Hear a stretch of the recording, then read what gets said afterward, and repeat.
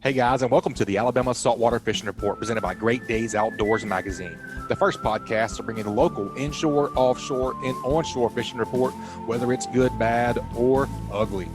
I am Butch. I am the host of the Alabama Saltwater Fishing Report, and it's a beautiful day in South Alabama. Hope you guys are all doing well. I got to get out finally and fish with the old legend, Captain Bobby Abrascato, today. So I'm all pumped up and excited to hear the report. We're going to start out with Kendall Annan at the Gulf Rebel Sport Fishing down in Orange Beach, Alabama, to get the offshore. Then we're going to see what Captain Richard Rutland's been up to this past week and what he's going to be doing this weekend. We'll finish it up with the Pier Pounder, see what the old other legend is doing. Not that all these guys aren't legends, but we'll see what the old Pier Pounder, Mr. David Thornton's been up to. I know he's been fishing a good bit, and I'm excited to hear his report as well. Before we head down and get that offshore report from Captain Kendall, this week's show is brought to us by Fishbites. Are you tired of scrambling for bait whenever you decide to go fishing? Have an artificial bait that's better than live bait, ready to go at a moment's notice with Fishbites. It's easy to pack and travel with, and it's also shelf stable, and not to mention tough. With Fishbites, the bait stays on the hook and the fish stay on the bait. Check out the full line of scented saltwater, freshwater baits, and tackle at fishbites.com. All right, Captain Kendall, it's good to have you back on the show, buddy. I know I got a bunch of pictures you sent me a couple of days ago. You guys got into the yellowfin pretty good again, eh? Yeah, it was a pretty good trip. We had a delay, left a little late from the weather, but we ended up making the trip. We had a few back out. I think we left around Saturday morning. Mm-hmm. But pretty tight weather window there. Did y'all get beat up, or did y'all get to slide it in pretty easily? We got it in pretty good. Like I said, leaving that, we kind of hold off on the weather, left late, and it was about 5 to 6 on the way out, but it was coming out of the northeast, so we surfed it out. Water was still pretty blue, so we went in and tried the same area, went to with the marlin and the ram. We lost a big one to start off, but we did pretty good on the blackfin. There was another boat there that had a few of them. It was all right. We stayed there for a while. Wasn't marking the bait that we wanted. So we ended up moving out another 20, 25 miles, just doing the same thing. Chunking and live bait did pretty good. Chunking and live bait. What is your favorite thing to chunk with, Captain Kendall, as far as you guys using pogies for your chum, and then, you know, like a chunk of blackfin or a chunk of bonita on your hook, or what's your favorite go-to there?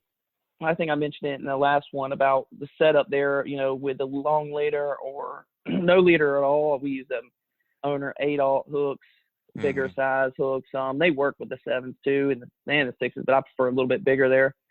We always bring out some bonita. We got some frozen bonita we always save in the summertime. Bring them out there and start with that, with our chum line chunking, and start off with chunking that. But you know, anytime we get our hands on a fresh blackfin, we'll use that fresh blood. You know, like the ones like a shark ate up. You know, we try to save them and try to use that. But we start off with the bonita. You know, it was good. Like I said, the tide this time was running back into the wind, so our boat was borderline stationary, but our lines were kind of going haywire. So we kind of stepped it up a little bit on the chum line. Every time, you know, we got someone cutting up little small chunks, throwing a little bit overboard. As soon as we drop a line down, he's throwing a few in with the chunk line and thumbing it down. And it seemed to work pretty good. The live bait, this time, we didn't have the live bait that we had last time. We didn't have all the cigar minnows and hardtail. So what we had from shrimping that night prior, we went shrimping, had a good shrimp trip, and we saved a bunch of ground mullet and big croakers. So the ground mullet were about 8 inches, 6 to 8 inches. With the current like it was out there this past weekend, we went to a 15-foot carbon leader, had about a 12-ounce teardrop lead rubber band around the top. You know, we caught a few off that, so it was real good. Putting having it down that there a live little bait ways. still. Getting it on down there and just keeping it down, you know, not out.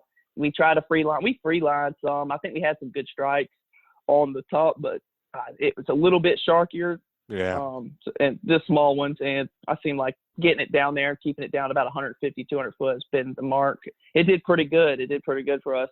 The only trick with that is when you have that long leader and a live bait, best thing to do is let it down slow. If you just kind of free pull it down there, right, it'll helicopter up, and then it's a struggle from there on out. For sure. Whenever you're chunking, do you like to offset that circle hook at all? I know back in the day we used to do it every now and again. It seems like it just kind of screwed in there better sometimes. I know some people do it, some people don't. I was just curious.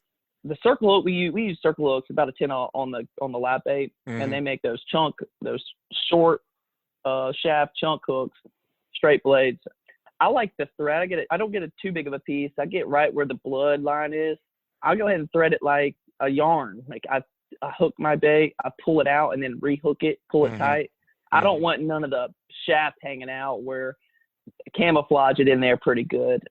Like I said, when I send it down, I try to stay pulling the line off the reel, keep it good slack, make sure it's free falling, getting that bait down. Well, yeah, that's the whole point, is to act like that chunk is part of the chum line, right? Right.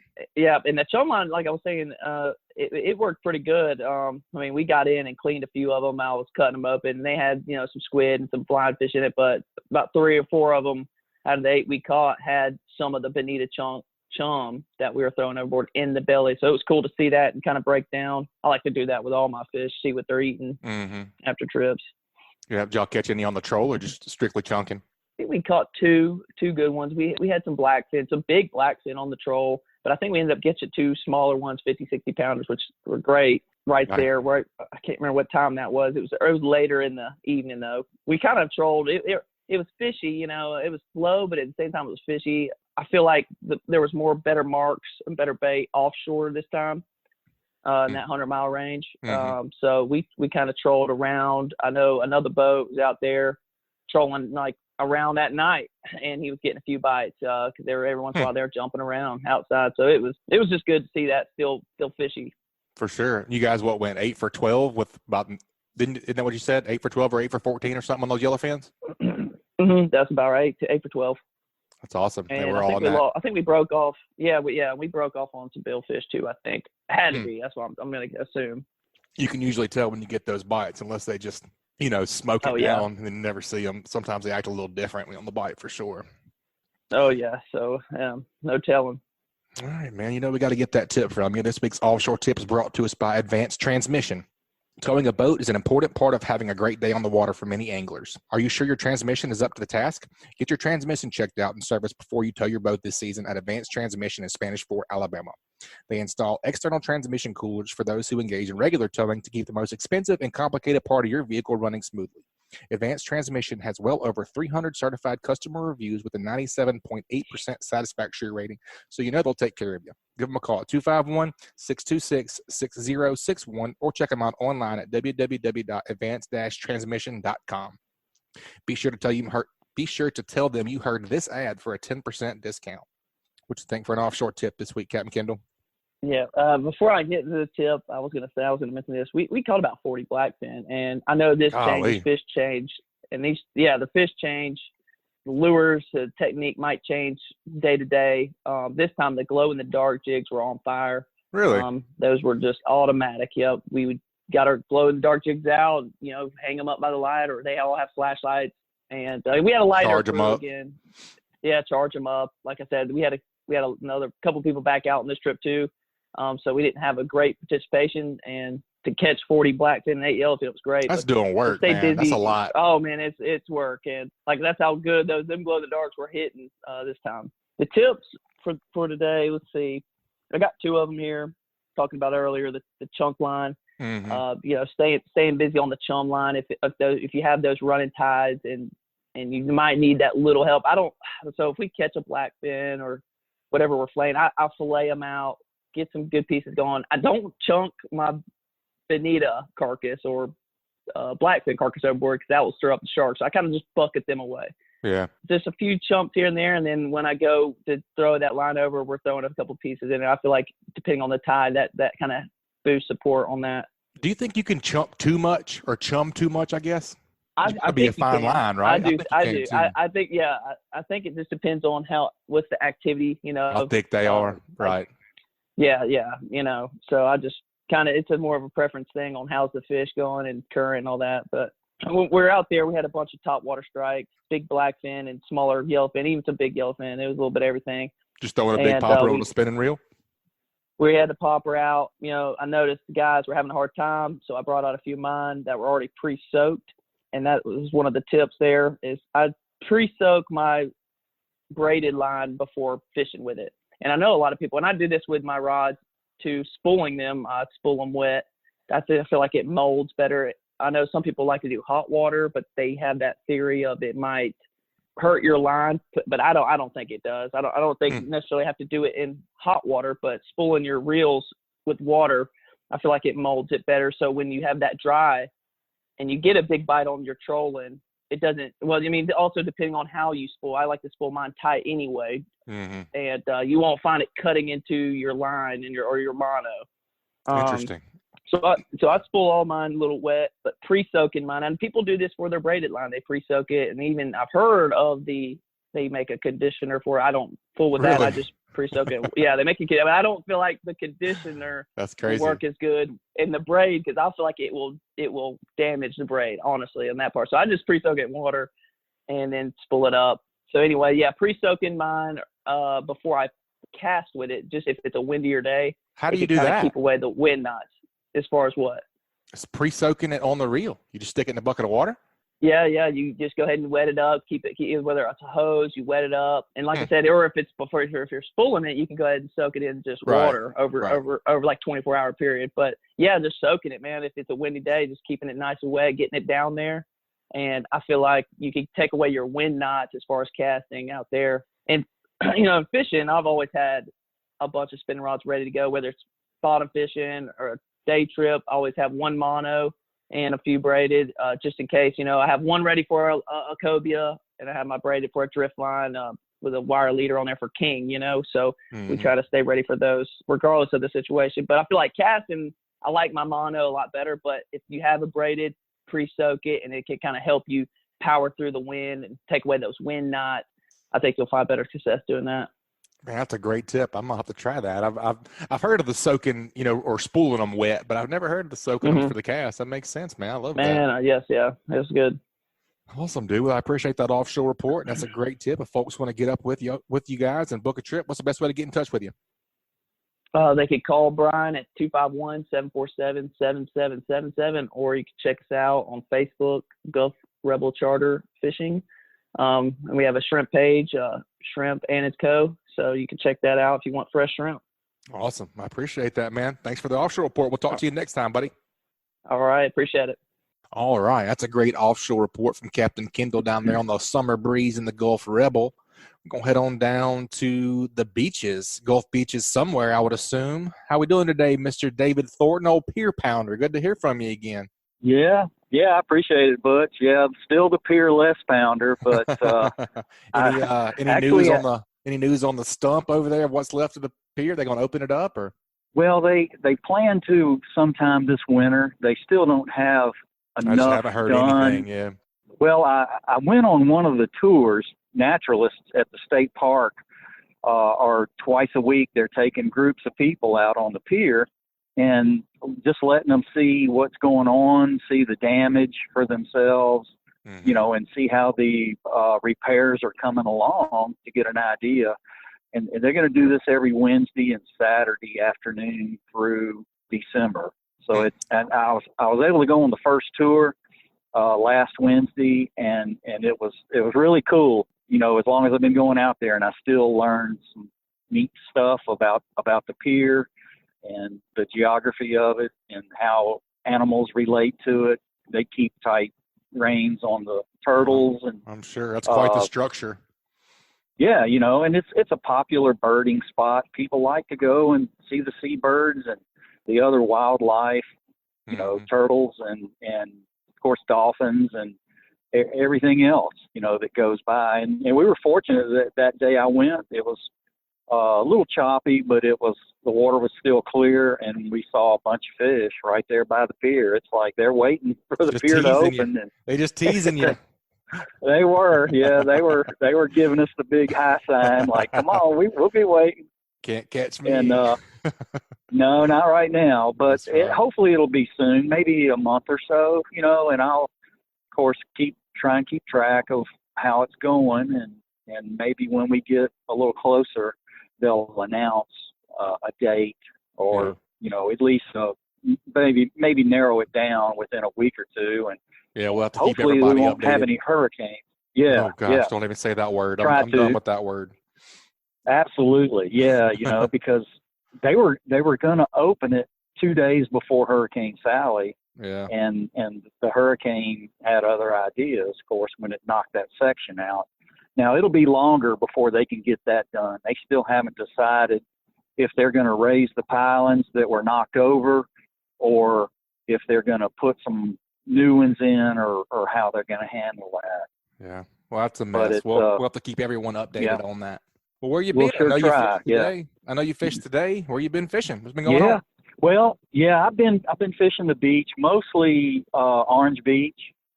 Some folks have been doing pretty good, like in Gulf Shores and even Dauphin Island. But working part-time now, I got to put a plug in. I'm working part-time at McCoy Outdoor. That's been a lot of fun. Trying to, still having a little time off, just going out on the beach and trying to make that work. And this time of year, sometimes it's good and sometimes it's not so good. Of course, it's always right. a good day when you get to go fishing. That's a fact. But last week wasn't so spectacular. The bluefish were kind of putting it on me, but I think I turned the tide on them this week. Kind of got away from the blues a little bit and got into a nice mess of pompano. And I was able to it was late, but I was kind of able to dial them in between 10 and about 3 o'clock. I caught over 20. Wow. And that's it awesome. was, no size. Probably half of them were keepers.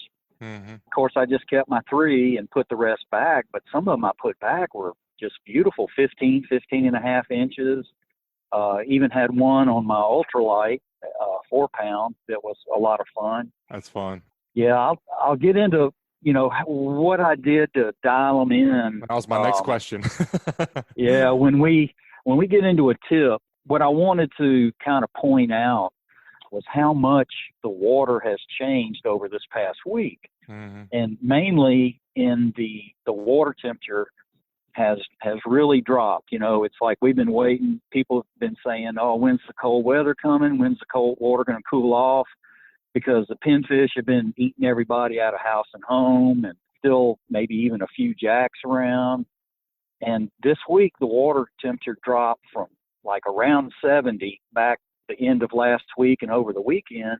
And then, boom, we had this cool weather that's kind of stuck around this week. And the water temperatures dropped like into the low to mid 60s now, which is right where it should be for the end of December. So it's actually cooled off a little bit quick.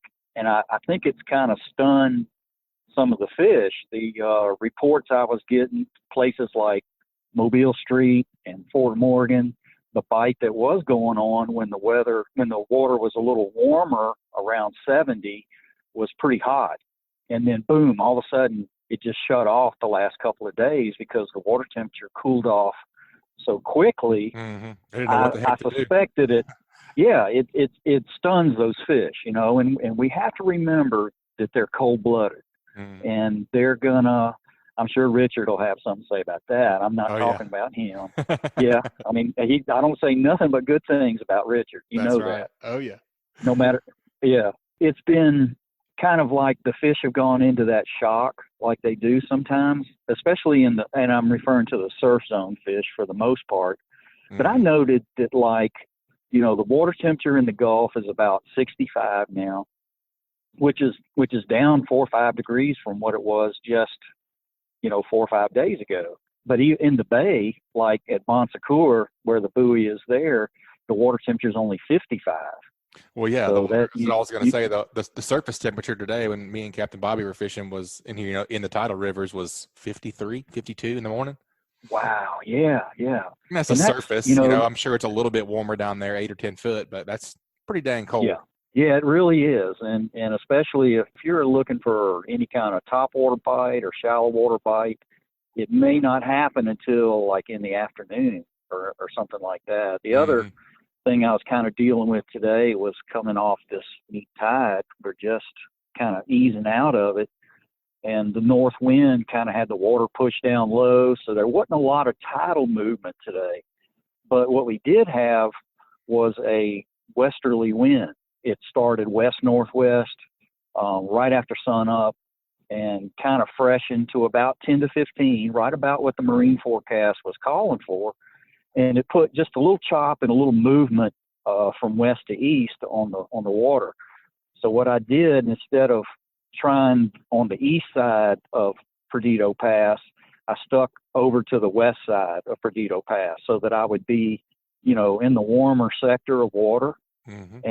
And sure enough, it's like by mid-morning, a few pompanos started showing up, and it was a very clean bite. I caught, besides pompano, I caught one 15-inch whiting and one 15-inch bluefish, and everything else that was pompano. Well, what were you using for bait, Mr. David? What was the ticket?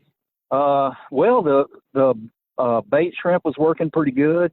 The medium to large size bait shrimp. If they were big, I was cutting them up, and also ghost shrimp with I'd use some of that magic thread to help hold it on there. Mm-hmm. Because especially after they've been frozen, they cast off real easy, and they really seem to be keying in on the natural bait today pretty well.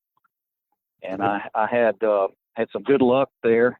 Even though my shrimp was frozen, I had frozen it. It was some live shrimp that I had left over from the last trip, and I'd frozen it in the seawater mm-hmm. that they had come in, and that seems to help them stay together a little better. And I think the flavor maybe for the fish, how they're concerned, stays in there as well. So it's a pretty good combination to freeze it up like that.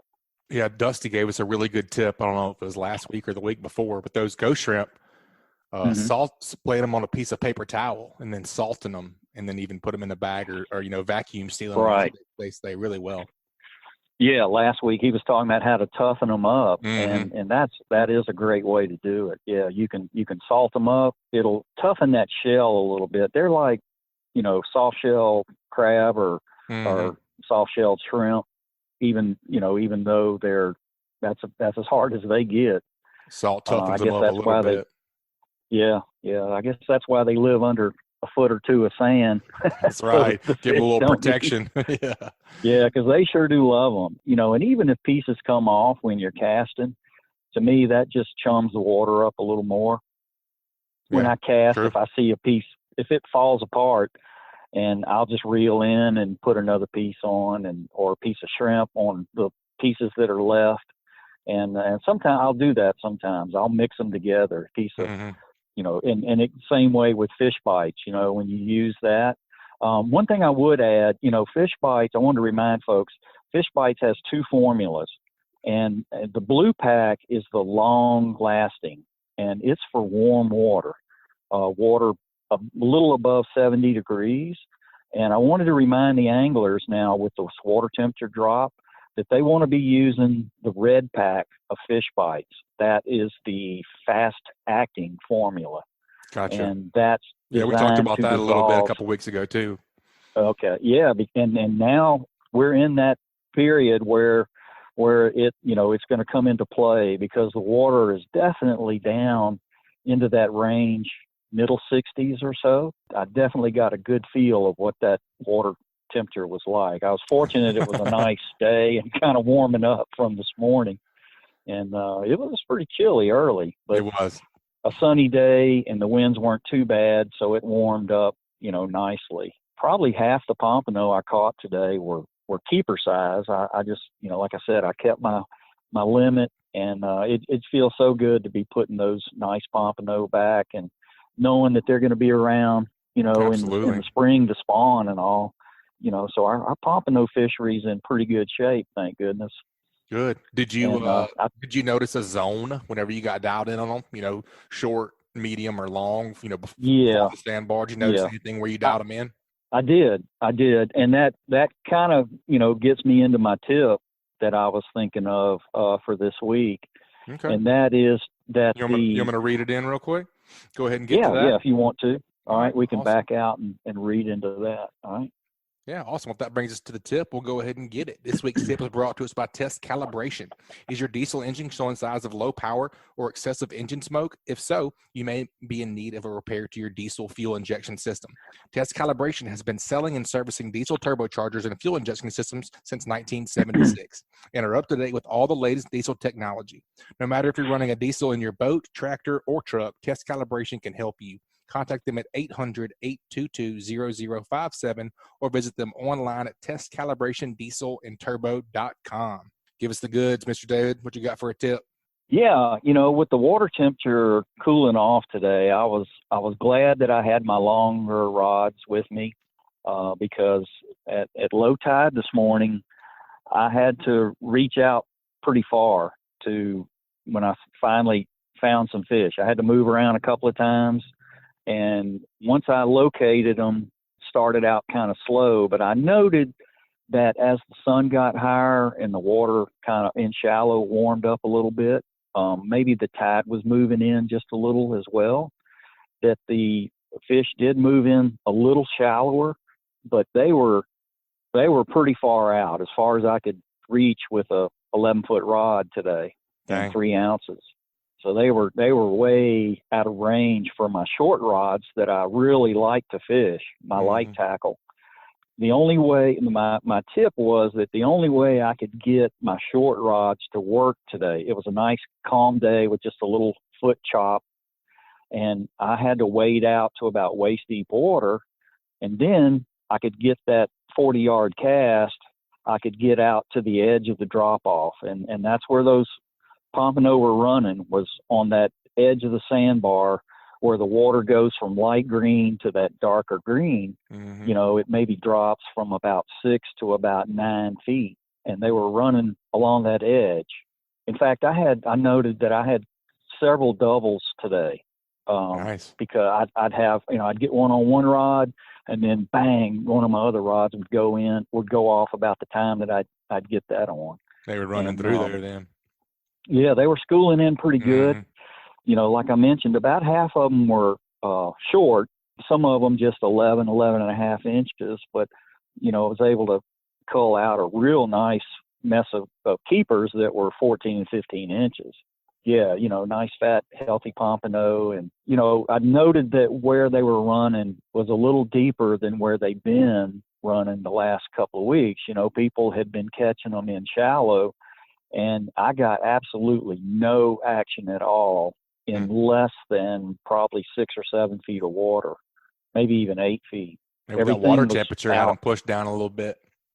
Exactly, yeah. And they did move up a little bit closer in, and I was able to reach them with my 7-foot rods, but I had to wade out to waist deep water to make my cast in order to reach them. That's chilly. It sounds chilly this morning. Yeah. Yeah, a lot of people don't want to. Yeah, this morning I wasn't about to do it, but once it warmed up, I had to get out there then, and because I could, I started catching them on the big rod, and I was like, well, I want to try the short rod as well, and I was able to catch one of those right at 2 pounders on my 4-pound ultralight, and that was kind of the highlight of the day. That's fun, right fighting there. That good fish, yeah, on that ultralight where he can just rip some line, and I had a good time with that. It was pretty good action. I was able to stay with them. Go ahead and taking the plunge, and the boys got wet, but right, a little chilly. It wasn't too bad. Yeah, it was. What is that they said in talked about the shrinkage and all. That's right. And that episode of Seinfeld, Oh yeah. But it was definitely one of those full kind force of days. this morning. Hey, no doubt. It turned out nice, this though. morning it warmed up quick because Really the air's did. so dry. Yep. Yeah, but we're going to have a westerly wind the next few days, and I think this pattern's going to hold. Good. So they're still out there. A lot of people on the internet were talking about they weren't expecting to see any more pompano. Gee whiz. I just smashed them today. They were there. Yeah. They're right there in the surf zone. They're just a little further out. And, this is the time of year, on a colder day, I would have had my waders on, and so that I could wade out to waist deep and make my cast like I was doing. But it was still tolerable. That water temperature, about 65, you can get in it for a little while, and then you step out. And the sun is so warm that it dries you pretty quickly. And I never was cold. Of course, I got a good bit of insulation built in. Yeah, that built-in blubber, That's all right. It's fluffy season, you got to get a little, get a little fluff, keep you warm. Yeah, Miss Susan says it makes me easier to squeeze. That's all. Right. You know, That's right. just more to hug.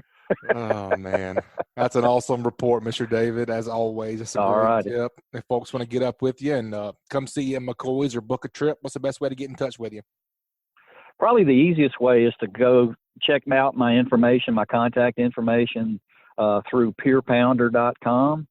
And that takes them to my Facebook page, and my phone number is there, email address, whatever, however they want to contact me, texting or whatever. And that's really the easiest way to do it, 251-458-2775. Awesome. As always, we appreciate the report, man, and we look forward to the next time we hear from you. Oh, yeah, always glad to do it, Butch, and I enjoy talking to you guys and listening, you know, even when I'm not on the program, because y'all have always got such good tips and you know, good bunch of guys that are telling us like it is, you know, like you say, good, bad, or ugly. And that's right. And we trying to make the best of it and help other folks, you know, cash in on it as well. So we're glad to share a little bit, and hope to hear from people when it works out for them. Absolutely. As always. Thank you, sir. All right, folks, we're going to head on down to see what Blakely Ellis is doing with CCA Alabama. I know we got an auction coming up, the last cast, I believe, right, Blakely? How we doing today, buddy? Yeah, I'm doing good, and that's right. We got figured this will be our last cast for 2020, so this is the last chance for folks to get in on some of these good items that we've been circling through the last couple months, and then also have a big push for some, you know, any end of the year contributions because we are a 501c3 nonprofit, and then also a big life membership campaign to encourage people to maybe take the plunge and become a life member of CCA. Yeah, man, I really enjoyed the last auction. I ended up with some really good stuff. I got a nice boga grip. That little package I bought, I think I got the $50 CCA package. It came with a hat, which I love. It came with the buff, a hoodie, and it came with all kind of cool stuff, and I've been wearing it. I love it. Yeah, that worked out well. They they sent me all the same size back in February of last year. They sent me like 14 packages, all size large. So I was like, well, I'm glad that worked out for me for sure. On some large packages. That's right. Well, what else we got, man? So it's kind of the same auction size. I mean, kind of the same auction setup. Yep. People text the number, correct, to get involved? That's the easiest way, I think. Yeah. So, they can. You text the word that you text inside the box is last cast 2020, and you'll text that to 76278.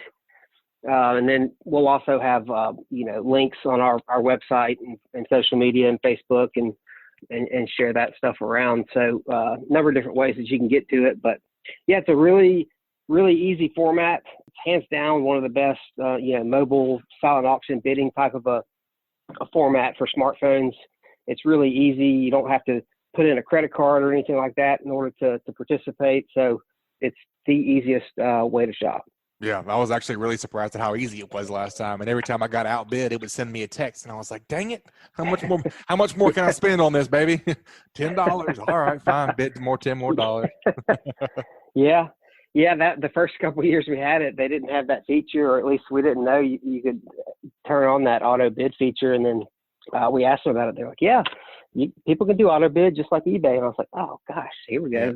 Yeah, here we go. Stuff.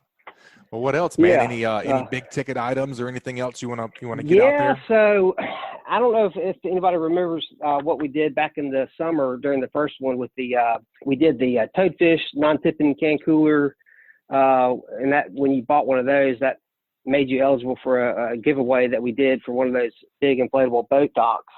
So we're kind of that same format, but instead of the boat dock, we've got our friends over at Traeger Grills, they are donating a Pro 34 Traeger grill, which runs around $700. It's going to include free shipping, so they're going to drop ship it straight to your house.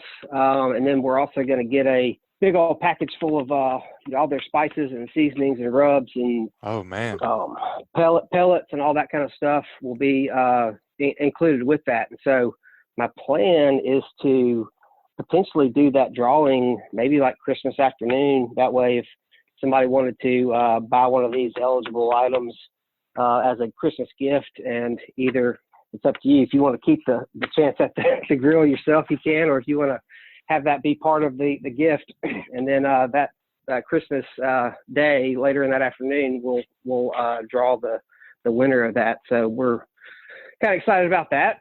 Yeah, heck yeah, that's a big ticket. That'll be fun. Oh yeah. Yeah, those things are neat. I want one really bad. I've heard really good things about them. Yeah, we've got some really cool stuff from that company, Toadfish. They've been a really good group to work with. You know, not only are they always, you know, introducing some pretty neat and innovative products that they look gimmicky, but they actually do work.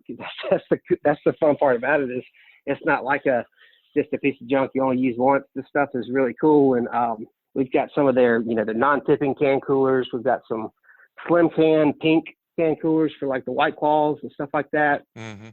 They've come out with a cup holder that basically will allow you to use any kind of a cup. I just got one of those, and my Yeti fits in it, and I love it. Yeah. Yep.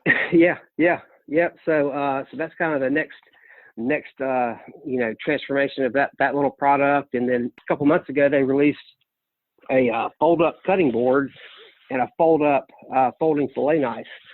It's really, really cool. I'll be sharing a lot of pictures and stuff like that. But it folds up to about the size of a I'm trying to think, maybe like a 3-inch by 15-inch by 2-inch, and it comes with a neoprene. Actually, not all of them. Probably the first couple ones that we sell will include this neoprene case with, and if they buy the knife slides right in there. But it's a really cool package, and it's perfect for the boat. Yeah, that's actually on my Christmas list as well. It's one of those cutting boards. They look really cool. Yeah, I have a feeling these are going to be all over the place come next year, and I don't know that there'll be a red snapper fisherman without one, or he needs one, because that's always the do we cut on the cooler? Do we mess the cooler up? Do we try to haul the cutting board out? Do we, so this thing's small, compact, and it'll fit on even a small boat. No, Captain Richard had his eye on one, and he bought one from me, and he said it's been awesome. He loves it. Nice. I'll have to ask him about it in a minute when I get his report. Yeah. Speaking of snapper fishermen, what about a pyramid? Yeah. I heard something about. Yeah. So this is something I'm pretty excited about. So in the past, we've worked with the reef maker over here in Orange Beach, Stuart, David Walter, and them. And something we toyed around with for a couple of years was, instead of having the winner of the pyramid reef, reach out to them and connect, and then get on the next schedule to get their reef deployed where they want it. We toyed around with what would happen if we went ahead and had one deployed and then sold it after it's been sitting there for a year. And so that is what we have here. It's going to be one of their 8-foot concrete pyramids. I believe it's the Florida limestone is like the model or the addition of that. Mm-hmm. And it is this all I know about the location is that it's off of Fort Morgan, around 14 miles out. Perfect. I don't possess the coordinates. They're still with them, and this reef has been sitting in the Gulf since the end of March of 2020. So it's going to have more than enough. Sit there, yeah. So it's going to be seasoned. It's going to be way ahead of the game. So it's kind of like a turnkey part of the auction? How do you get in the running for that? Yeah, that'll be part of the silent auction. Nice. And so that's going to start Friday at 11 o'clock a.m. and it's going to close on Monday at 10 or 11. I can't remember exactly, but it's going to close Monday morning. Yeah, that one we're pretty excited about because we've never done one of those, and I think it's going to be a hit. Absolutely. So that's Friday the 11th. That's this Friday, December 11th through the 14th, December 14th. Cool. That's right. Yep. Yeah, and it will close at 11 on Monday as well. So it opens at 11 on Friday and closes at 11 on Monday. Awesome. So yes, that'll be cool. Probably one of the more popular items is going to be these Dr. Ship Fish of the Gulf of Mexico books. I love those. They're I think these are $25 or $30, so it's a really good price point. I am excited to let everybody know that the first 16 that we sell will have Dr. Ship's autograph inside them. I dropped them off to him yesterday, and he signed them, and so I'm going to go back and pick those up. So you'll have a signed copy by Dr. Ship. That's really the cool. First 16 people, and like I said, it's really thankful because he donated all of these books to us, and they were the last print run that he's ever going to make. So this is this is it for this book, and we've got them here at the office. So that's great historic guy, for sure. And, yeah, it really is. It really is. Yeah, I remember getting those books. I mean, Dr. Ship's been fishing with me, and my dad and the Lady Ann since I can remember, forever, 35 years. So yep, he's definitely a legend, and that's really cool. I've picked his brain more times than I can count. Yeah. It's actually that's the book that the enforcement officers get for their fish ID.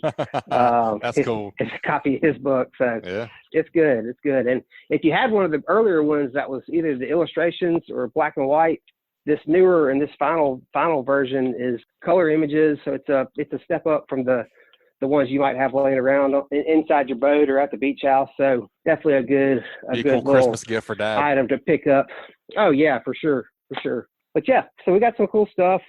We're going to have other items that aren't part of the auction that are going to be the buy it now type items, so that people can purchase some Christmas gifts either during the middle of this auction if they see something they want to go ahead and grab, or if there's something that they missed out on during the auction. So we're going to have a lot of items that can be purchased well after the auction closes on Monday. So don't be afraid to come check it out through the weekend and even afterwards, because we're going to have those items that can be picked up and shipped out in time for Christmas. Some neat stuff. If there's any women out there that need some help finding the man in their life, some cool you can Christmas find stuff. it there. You can find it on there. You can find it there, and if you're not sure, you can call our office, reach out to us on Facebook, and I'm happy to help guide you in the right direction, even if it's not something that I can tell you, because there's a lot of good stuff floating around these days.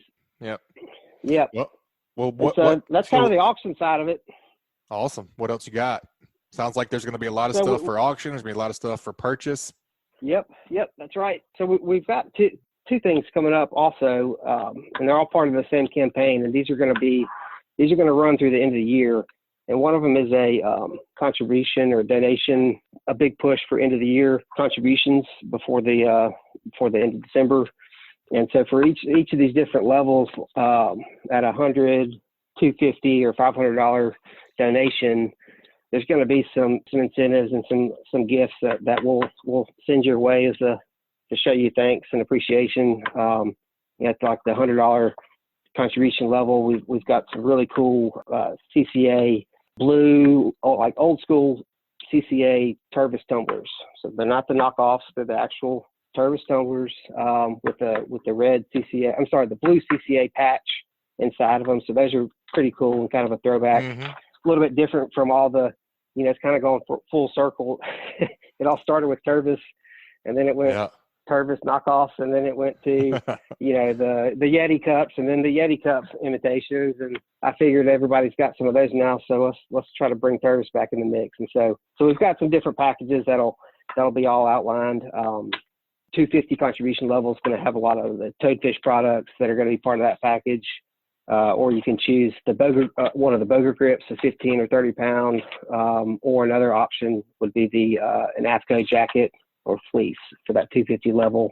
And then the $500 level, it's kind of like everything, all of the above, plus a TFO 3-piece spinning rod. So we'll have all those details. You can put it together and scroll through it. And then we'll also have a big push for our life memberships, which those cost $1,000, and probably one of the easiest ways for people to, really step up and make that contribution to us, to CCA, and show us some love, because all these funds, they stay right here. We use them for Alabama projects. That was my next question. I was going to say all this stays in Alabama, correct? CCA Alabama. That's exactly right. Yep. The Claude Petit, in fact, the speckled trout, and the flounder hatcheries, and all those things are really benefiting our fishery here. That's right. That's right. And usually a lot of the funds that we do bring in end up getting, matched when we turn around and use those funds to help the state with their projects or help with the Sea Lab or the research stuff. So you don't have to look hard to see where we're spending these funds. And then and one more thing, back to that auction, I am going to have probably one of the first one or two items is going to be just a buy a fishing rod for a kid kind of thing. So I think it'll be like $10.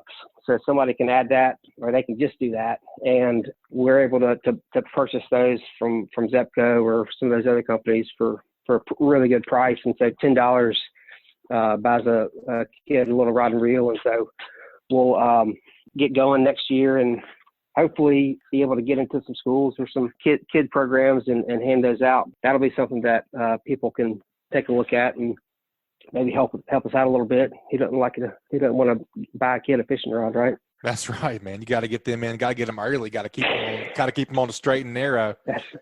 Yep. For all humanities. That's right. The good of everybody. Awesome, man. Yeah, man. So we've got a lot, and I always appreciate y'all allowing me to come on here and heck yeah, and spread the word. But yes, sir. We're happy to be here. We'll be sharing on social media, whatever you want us to share. And whenever I see things pop up, I share them as well. And we appreciate you guys being an awesome sponsor and everything that you do here for our fishery as well. Yeah, you bet, man. Well, thanks, man. Appreciate it. Yes, sir. We'll talk to you next time. Thanks, Blakely. Okay, thanks. All right. And last but not least, we got to get that inshore report. And this week it's coming to us from Captain Richard Rutland, Cold-Blooded Fishing. How we doing today, Captain Blood? What's shaking, Butch Cassidy? How you doing, Hoss? Man, I am doing better than most days. I got to get out on the water. Saw you out there. It was good to see you as always. Got to man, you were looking good. You were looking good with your little orange beanie on. I saw you from afar, but man, I could see that sexiness through there. I like to be visible, Just hey, I'm here. Don't hit me. Yeah. Man, it was good to get a little bit of tug. Tug's the drug. We had a good time. I like fishing with old Captain Bobby. Man, I can't get enough of old Captain Bobby, man. He's a hoot on the water. Yeah. Just the thing I like about fishing with Bobcat is the wheels in his brain about a fish just never stop turning. That's how I like to think of myself as well. Like I'll be sitting in the bed when I wake up in the morning or something, thinking, man, I wonder what I'm gonna go, where I'm gonna get them today. Yeah. And you just going from one day to the next, you never know where it's going to happen. But the wheels are damn sure turning hard in Captain Bobby's mind about where to go and what to do. Always. And golly, he's I'm not sure if Bobby's 60 or 61, but man, he's got a lot of years on the water. He's got some very, very, very good instinct. Yeah, he does. And we caught a decent amount of fish today. We caught some nice speckled trout. At every fish I missed, I learned something. He's good. He's good. I learn a lot every time I fish with you guys, for sure. Yeah, that's good. Well, what'd you guys get into? What you been doing all week? Kind of give us the rundown. We obviously just got some pretty cool weather just come in. Really the past. Between last week and this week, it's chilled off really good. You're seeing water temperatures anywhere from down in the mid-50s. Like, I think the coldest I've seen so far is about 54, 55. And then through the day, it's getting up 57 to 58 degrees, something like that. I might have seen 60 at one point today. I can't remember off the top of my head, 59 maybe. So it's cooled off quite a bit. I don't know if we're kind of in a funny pattern or not. Some of the tidal rivers, the fish kind of feel a little bit scattered. Hadn't put my finger on it yet. If it's more that they're a little bit shocked by the cold, kind of acting lethargic, because I've seen that a lot of times where the fish are just right down on the bottom and you catch them and they don't really hardly fight. They'll just kind of like shake their head and you're reeling in dead weight. And that's kind of what it felt like a little bit today with some of the fish we caught today.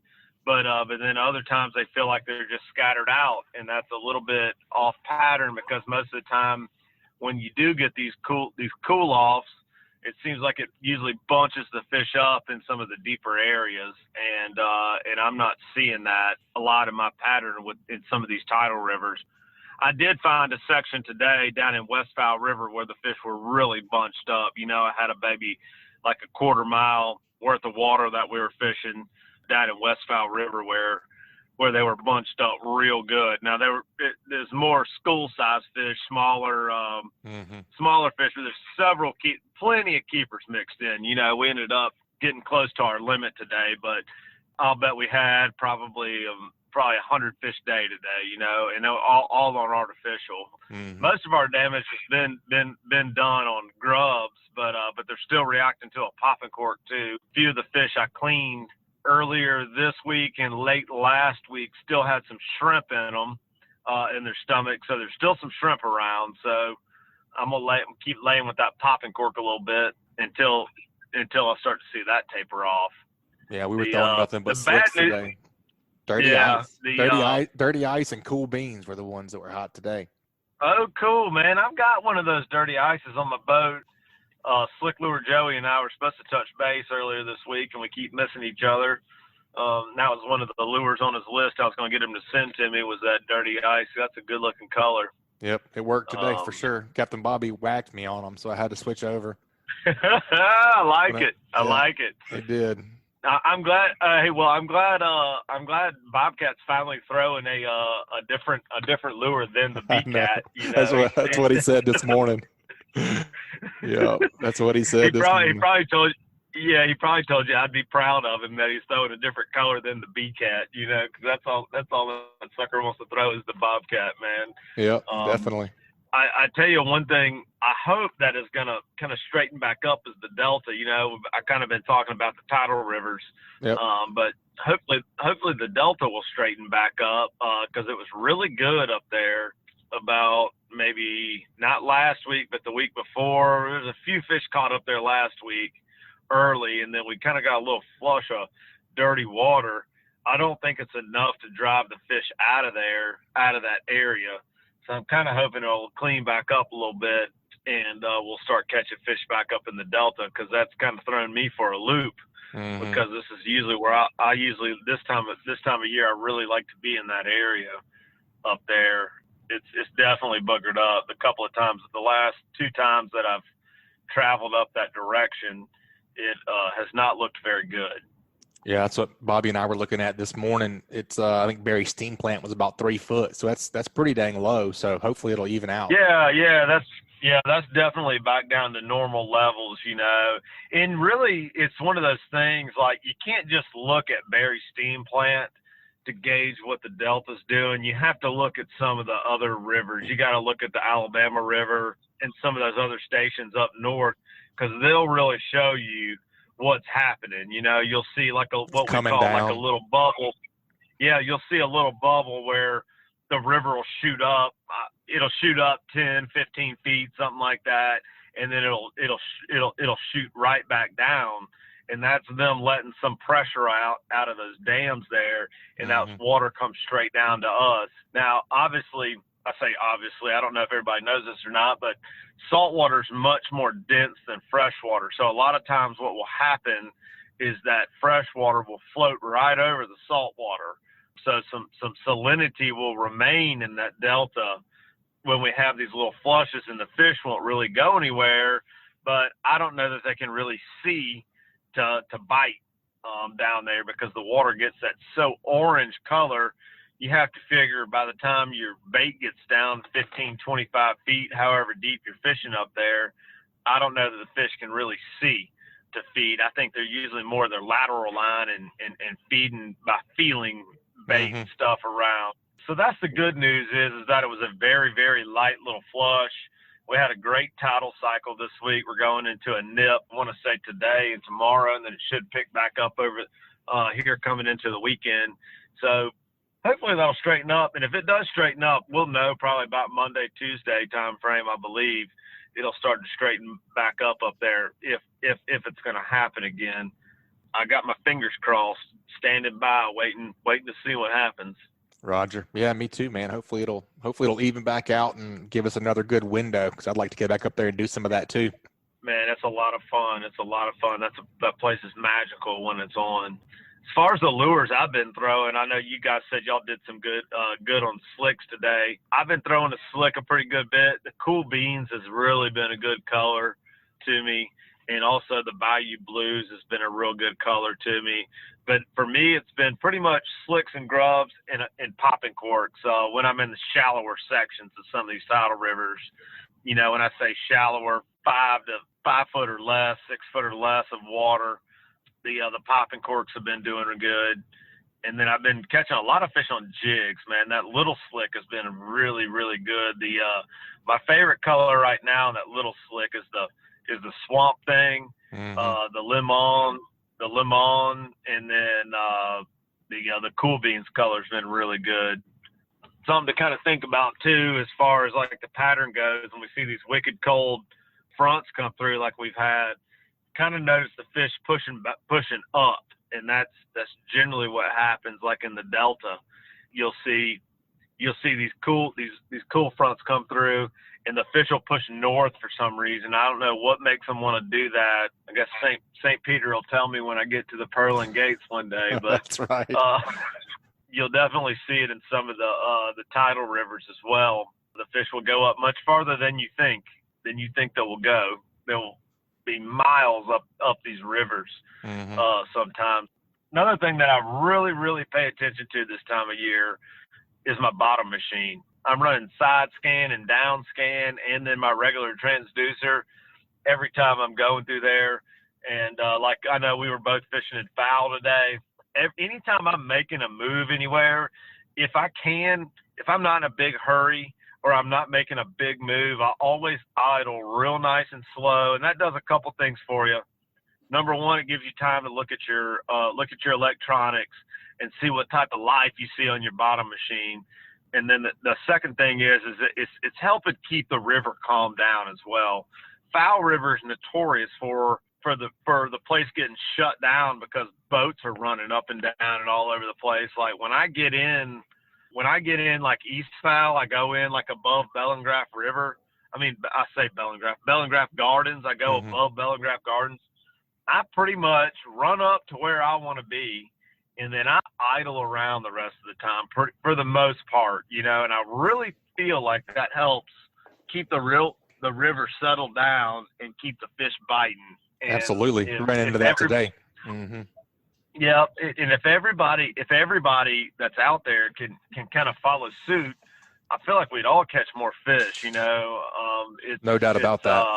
Yeah, sometimes you got to make a big move. You know what I mean? You're somewhere and you've kind of been bumping around, not doing anything. You're like, man, I just need to get out of this area and go to a different section. Yeah, like hop up and run. But the one thing always kind of irritates me a little bit is just people running right by you because you throw a big old wake on somebody's boat. I don't think a little bit of boat noise spooks the fish, but you like run right by somebody, you got to feel like you got to think, man, your wake is rocking their boat around and making their boat make a whole bunch of noise and alerting the fish that you're there. So the whole operation works a lot better, in my opinion, if you try to slow down through little sections where people are fishing and whatnot, not throw a big old wake all over somebody, and just take your time. It's not going to take you another.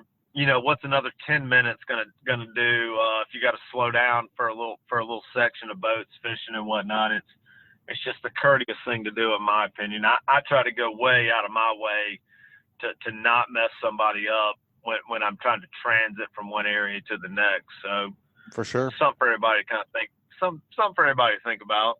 Absolutely, and it's very important. Stealthy, man. I mean, we ran into that a couple times today. You know, you're on a hot bite, on a good flat, catching them. Somebody buzzes by and they shut off for 10 or 15 minutes. I mean, no doubt about it. And you're lucky if they come back on.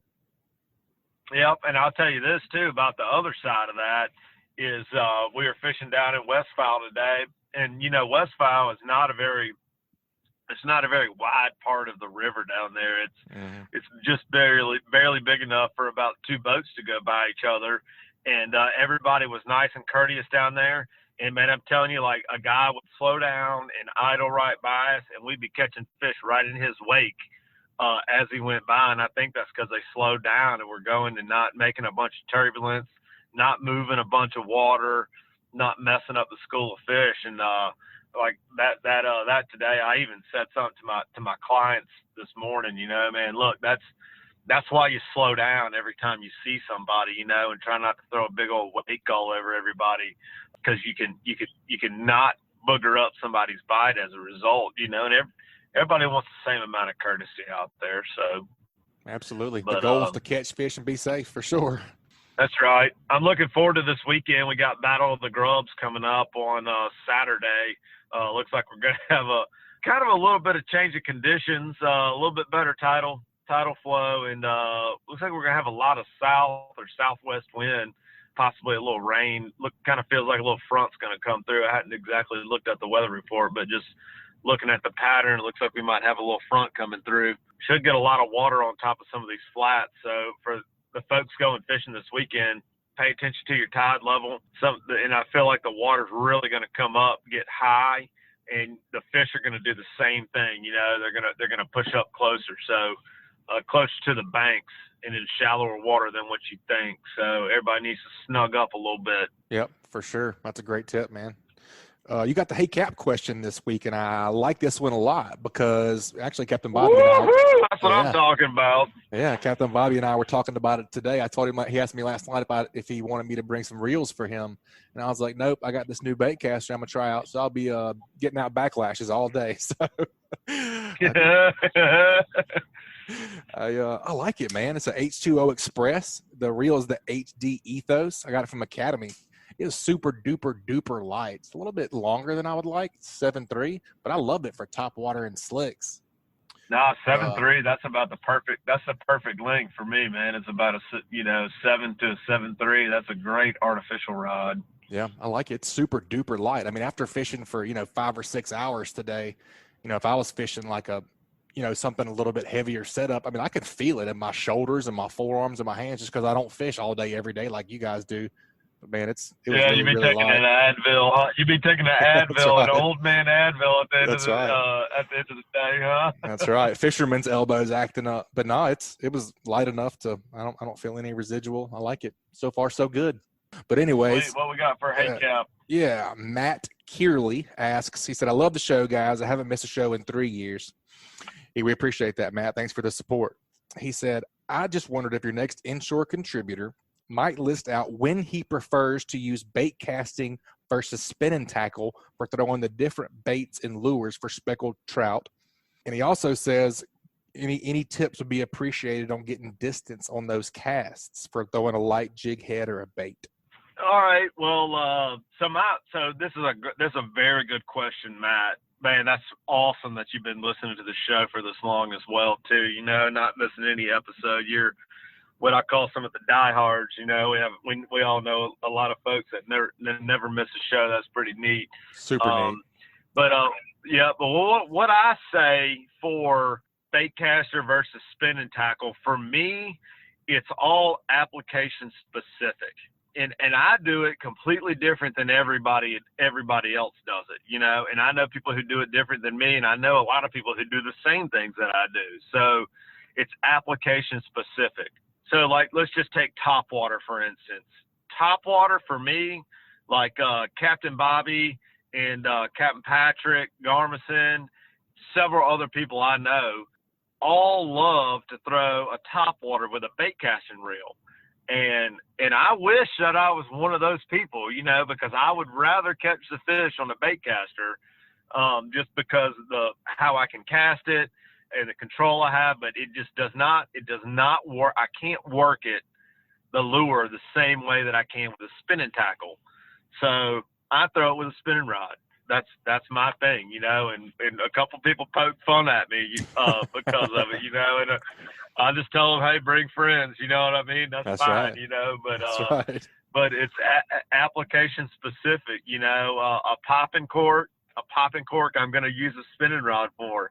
The main reason I use a spinning rod for a popping cork is because I can put about 15-pound braided line on a spinning reel, and with a popping cork and a voodoo shrimp or a live shrimp, and I'm just telling you, I can throw it so much farther, no doubt, with that light braided line than I can a bait caster. And in the way that popping corks are, you know, they slide up and down that wire. When you throw it with a bait caster, something happens where that cork and that weight does not go out smoothly. You know, something happens in that line when you're throwing it to where you just can't be effective. You can't effectively throw it a long way every time with a bait caster. So I'm spinning rod on that as well. Pretty much everything else, slick lure and jigs, hard baits, stuff like that, I prefer to use a bait caster. And most of that is just being able to have the control getting your retrieve how you want it. I can do it a lot better. And because, like I said, I can't do it with a top water on a bait caster like I can a spinning rod. I can really get a lot of action out of my top water using my right hand on a spinning rod, but I can't do it quite with my left hand to get that walk the dog action on a bait caster. So that's my whole spiel on bait caster versus spinning rod is it's application specific. Have equally as good a gear on both sides. It's just what makes you feel good. I have another buddy of mine, Eric Nelson. He likes jig fishing, grub fishing with a spinning rod, you know, and I think he's a ding dong for it, but it works for him, and Eric can stick them better than anybody using his spinning rod and the grub, and it works really well for him. And I try to do it sometimes, and I can't do it as good as he does. But it's just whatever works for you, whatever's comfortable to you. The second part of your question there, trying to get some distance. I think one thing on a bait caster is finding a good reel. Spending, and that means, in my opinion, that means spending a little bit of money on a good reel. You know, I would, in this day and age, I wouldn't consider spending less than, at retail cost, less than $200 on a bait casting reel. If I ran across a bait caster that was like at $120, $140, I probably wouldn't buy it, because I'm a firm believer in you get what you pay for in the marine and fishing industry. And I hope that doesn't offend you for whatever you just picked up there, Butch. But no, it doesn't at all. I think you get what you pay for big time, you know. So and I know what I use. I use these old school Shimano Corrado 200 E7s. I have like 32 of them. I'm like a collector. They're like collector's items for me. I really like those, and I fish. And I've heard really good things about the Daiwas. Like the higher end Daiwas are really, really good reels. You can cast those a long way, and then also the Abu Garcia Revo series, the STX. I've owned that reel before, and that's a great reel as well. I'm pretty sure that's what Captain Bobby throws, those Revo STXs. Mm-hmm. But you know, once you get one of those reels, going into the internals of the reel and start to work on your braking system is what's going to allow you to really cast it a long way. I fish zero brakes whatsoever, so I don't have anything setting. Now I have zero settings on my spool that's going to do anything to slow it down, and that takes a lot of time, experience throwing baits to be able to get that kind of control to where you can stretch it out there as far as you want to. And so the best thing I can tell you on a bait caster anyway is to when you go to load up the rod and throw it, it's got to be a real nice smooth transition coming from behind you to in front of you, and you have to follow through too. It's just got to be nice and smooth, very consistent through your power before you let go of it. Because I always tell people, casting is almost like throwing a baseball or football. You kind of got to know that release point on a spinning rod or a bait caster. Yeah, you've got to know that mechanic. And it's all feel for me. It's just when you're coming through, you feel the rod load up, and you got to let it go with your thumb or let it go off the tip of your finger right at the right point every time.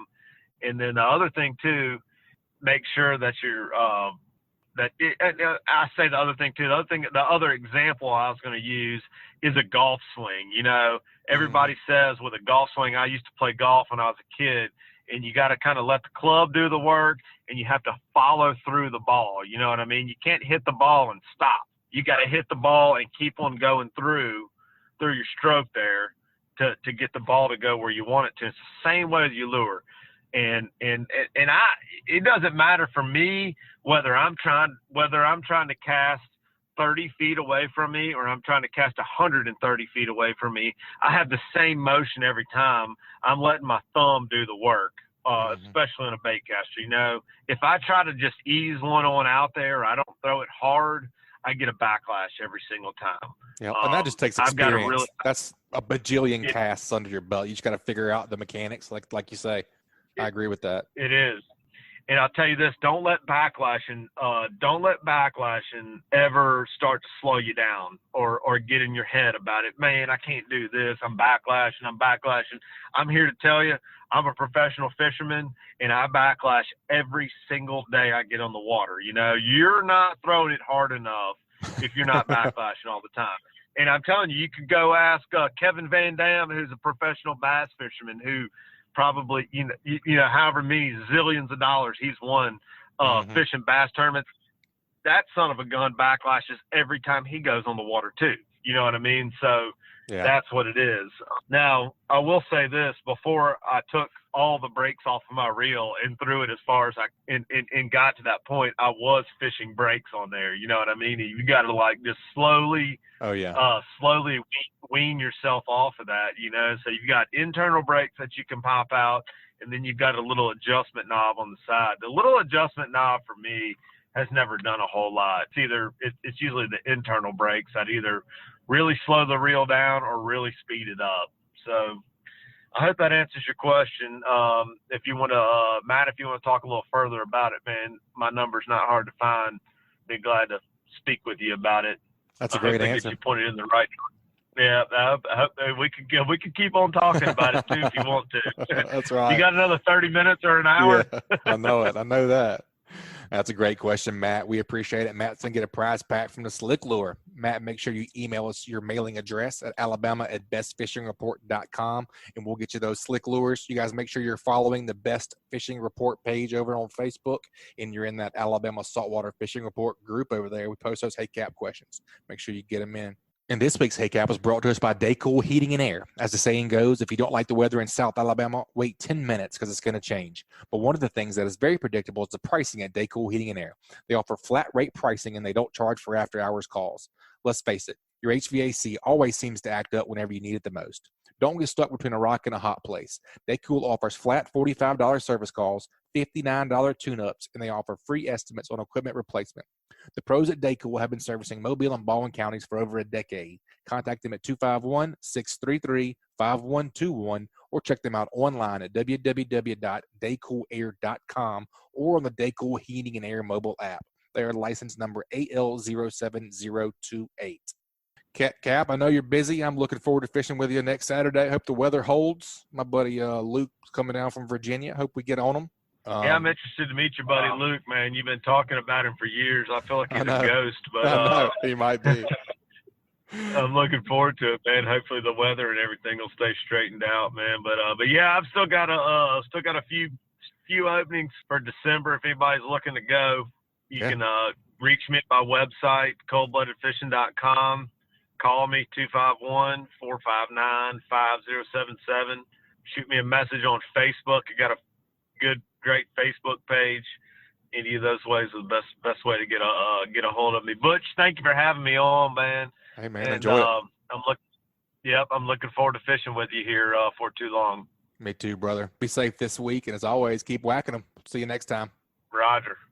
All right, folks, that's going to wrap up the show for this week. Except, we got to do What Did You Learn? This week's What Did You Learn is brought to us by Dixie Supply and Baker Metal Works. They are proud to be your metal roofing headquarters for over 40 years. Save time and money by buying from the most reliable manufacturer on the Gulf Coast. Buy it today, pick it up today. They offer 20 Sherwin-Williams colors to choose from and a 40-year warranty. Baker Metal and Dixie Supply, 2 names, same great service. With the addition of their new store in Cantonment, Florida, they now have 8 locations to serve you. Dixie Supply and Baker Metal Works, your metal roofing headquarters. Well, as every week, I always learn a ton from these guys. I learned so much by fishing with Captain Bobby today. If you guys really, really want to learn from these guys, get up with them and book a trip. Gosh, it's such a drop in the bucket compared to what we pay you.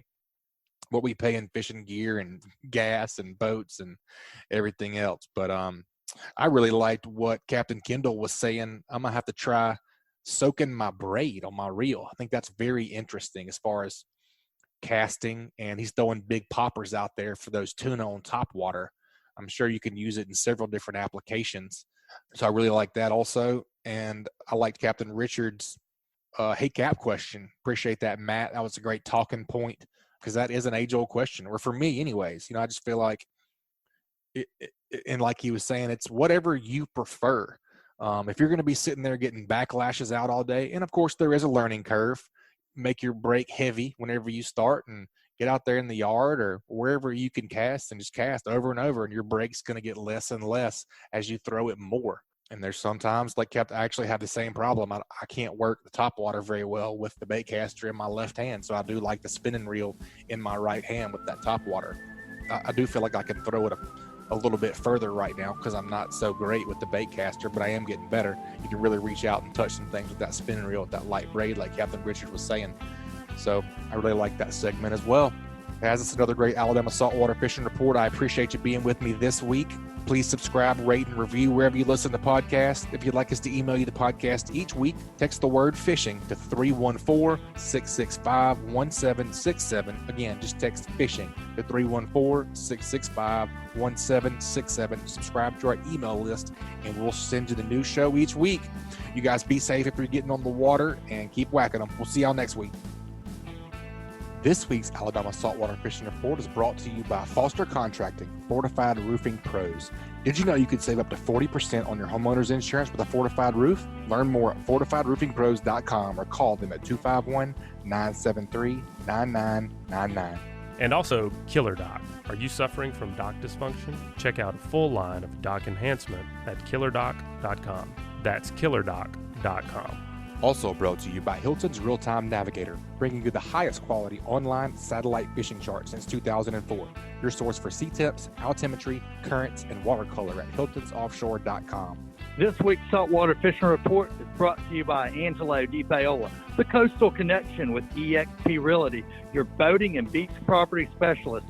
Check me out on Facebook at Angelo Depaola Realtor, the Coastal Connection, or call me direct at 850-287-3440.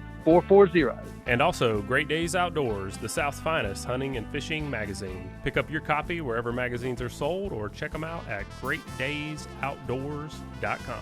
Also brought to you by Coastal Conservation Association of Alabama. Check them out at ccaalabama.org. And also brought to you by SunSouth. For quality John Deere equipment affordably priced, visit your neighbors at SunSouth. Visit your local SunSouth and check them out on the web at www.sunsouth.com.